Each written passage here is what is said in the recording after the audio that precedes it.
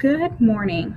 Today we are going to work on a lesson about building the relationship between digits and their values using a place value chart in base 10 blocks. I am Ms. Wagers and I'm a 4th grade teacher at Jardine Elementary actually. So the first thing we want to do is review our base 10 blocks. So I'm going to take us over to our e-toolkit through Everyday Math and we're going to look at the base 10 blocks. So the first block we have is our ones. It is worth 1. Okay, then we have our tens. Okay, it takes 10 of our ones here to make one group of 10. Next we have our hundreds, and in the same way it takes 10 tenths to make 100. Then we also have our thousands block, and it takes 10 hundreds to make 1,000. Now with these I can keep going because our place value does keep continuing, and our next place value is 10,000. How many thousands do you think it takes to make 10,000? If you said 10, you would be correct. Now, although we don't have a place value block to represent that, we can imagine if we took 10 of these thousands, 2, 3, 4, I'm just going to change this so it gives me 6 more. Okay, that's a lot. So I have all 10 of these together would make 10,000. Now we don't make a specific block for that, but that doesn't mean that that place value isn't important. Okay, so let's move back to our slides. We also look at place value on a chart. So here we have our ones through our thousands. So first we have our ones. Now that was represented by that individual cube in our base 10 blocks. Then we have our tens, which we looked at as well. That was the long one. That was made up of 10 ones.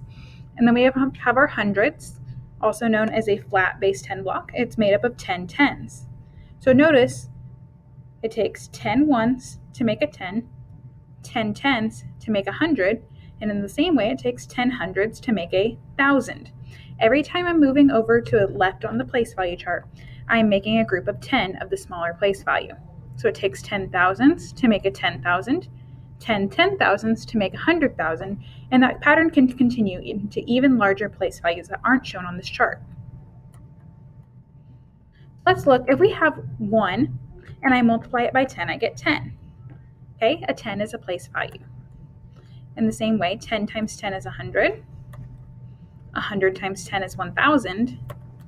1,000 times 10 is 10,000. 10,000 times 10 is 100,000. Go.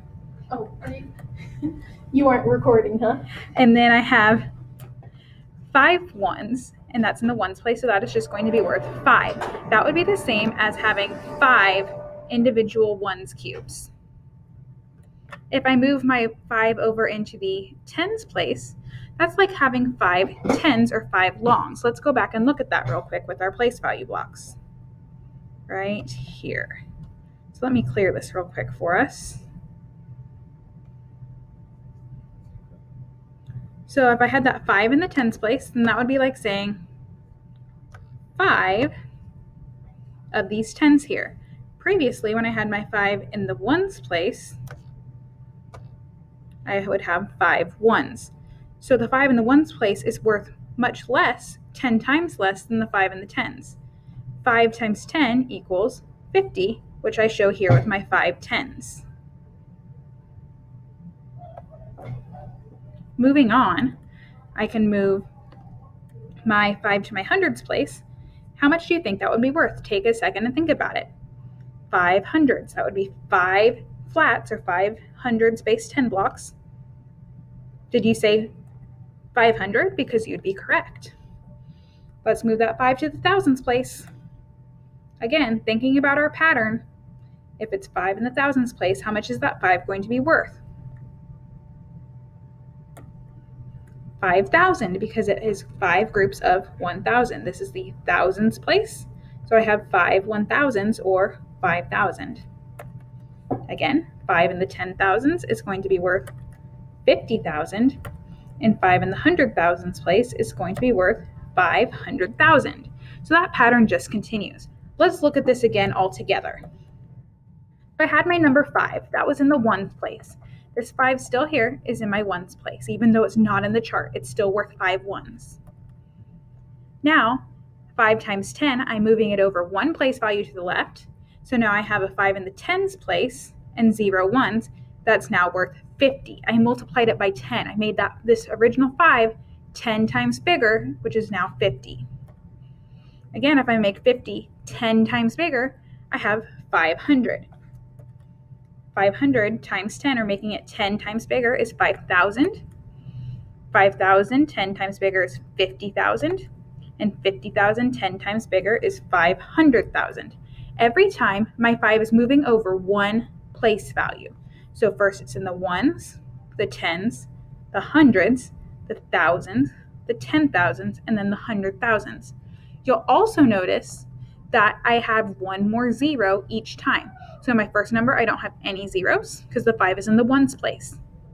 Next, I have 1 0 because I have a 5 in the tens, 0 ones.